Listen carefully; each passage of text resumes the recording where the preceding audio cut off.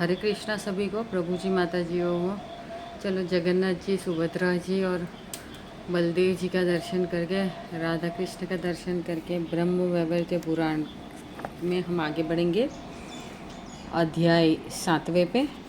Last अध्याय में हमने देखा था कि कृष्ण से, श्री कृष्ण भगवान से कैसे सृष्टि और देवी देवताओं का उत्पन्न हुए। अभी हम देखेंगे सृष्टि का क्रम। ब्रह्मा जी के द्वारा मेदिनी पर्वत, समुद्र, द्वीप, मर्यादा पर्वत, पाताल, स्वर्ग आदि का निर्माण, कृत्रिम जगत की अनित्यता तथा वैकुंठ, शिवलोक तथा गोलोक की नित्यता का प्रतिपादन। यानी पहले हमने देखा कि श्री कृष्ण में से क्या क्या उत्पन्न हो रहा है। अभी हम देखेंगे कि ब्रह्मा जी में से, ब्रह्मा जी के द्वारा क्या क्या निर्माण किया गया तथा वैकुंठ, शिवलोक तथा गोलोक की नित्यता का प्रतिपादन।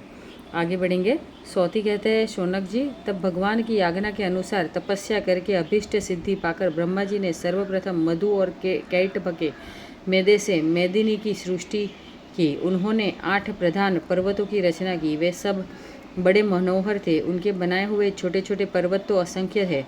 उनके नाम क्या बताऊं। मुख्य मुख्य पर्वतों की नामावली सुनिए। सुमेरु, कैलाश, मलय, हिमालय, उदयाचल, अस्ताचल, सुवेल और गंधमादन, ये 8 प्रधान पर्वत है। फिर ब्रह्मा जी ने 7 समुद्रों, अनेकानेक नदों और कितनी ही नदियों की सृष्टि की।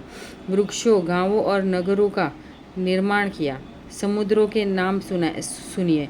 लवण, इक्षुरस, सुरा, द्रुत, दही, दूध और सुस्वादु जल के वे समुद्र हैं। उनमें से पहले की लंबाई चौड़ाई 1,00,000 योजन की है। बाद वाले उत्तरोत्तर दुगुने होते गए हैं। इन समुद्रों से घिरे हुए 7 द्वीप हैं। उनके भूमंडल कमल पत्र की आकृति वाले हैं। उनमें उपद्वीप और मर्यादा पर्वत भी साथ साथ ही है। भ्रमण। अब आप उन द्वीपों के नाम सुनिए जिनकी पहले ब्रह्मा जी ने रचना की थी। वे हैं जम्बू द्वीप, शाक द्वीप, कुश द्वीप, प्लक्ष द्वीप, कौच्छ द्वीप, न्यग्रोध अथवा शालमली द्वीप तथा पुष्कर द्वीप। भगवान ब्रह्मा ने मेरु पर्वत के 8 शिखरों पर 8 लोकपालों के विहार के लिए 8 मनोहर पुरियों का निर्माण किया। उस पर्वत के मूल भाग पाताल लोक में उन्होंने भगवान अनंत शेषनाग की नगरी बनाई।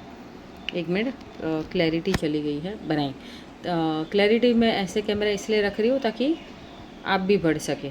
तदंतर लोकनाथ ब्रह्मा ने उस पर्वत के ऊपर 7 स्वर्गों की सृष्टि की। शौनक जी, उन सबके नाम सुनिए। भूलोक, भूवलोक, परम मनोहर स्वरलोक, महरलोक, जनलोक, तपोलोक तथा सत्यलोक। आगे बढ़ेंगे। मेरु के सबसे ऊपरी शिखर पर जरा मृत्यु आदि से रहित ब्रह्मलोक है। उससे भी ऊपर ध्रुवलोक है जो सब ओर से अत्यंत मनोहर है। जगदीश्वर ब्रह्मा जी ने उस पर्वत के निम्न भाग में 7 पातालों का निर्माण किया। मुने, वे स्वर्ग की अपेक्षा भी अधिक भोग साधनों से संपन्न हैं और क्रमश एक दूसरे उत्तरोत्तर नीचे भाग में स्थित है। उनके नाम इस प्रकार है: अतल, वितल, सुतल, तलातल, महातल, पाताल तथा रसातल। सबसे नीचे रसातल ही है। 7 द्वीप, 7 स्वर्ग तथा 7 पाताल, इन लोकों सहित जो संपूर्ण ब्रह्मांड है वह ब्रह्मा जी के अधिकार में है। शौनक, ऐसे ऐसे असंख्य ब्रह्मांड है और महाविष्णु के रोमांच विवरों में उनकी स्थिति है। श्री कृष्ण की माया से प्रत्येक ब्रह्मांड में दिक्पाल ब्रह्मा, विष्णु और महेश्वर है। देवता, मनुष्य आदि सभी प्राणी स्थिति है। इन ब्रह्मांडों की गणना करने में न तो लोकनाथ ब्रह्मा, न शंकर, न धर्म और न विष्णु ही समर्थ है। फिर और देवता किस गिनती में है। विप्रवर, कृत्रिम विश्व तथा उसके भीतर रहने वाली जो वस्तुएं हैं वे सब अनित्य तथा स्वप्न के समान नश्वर है।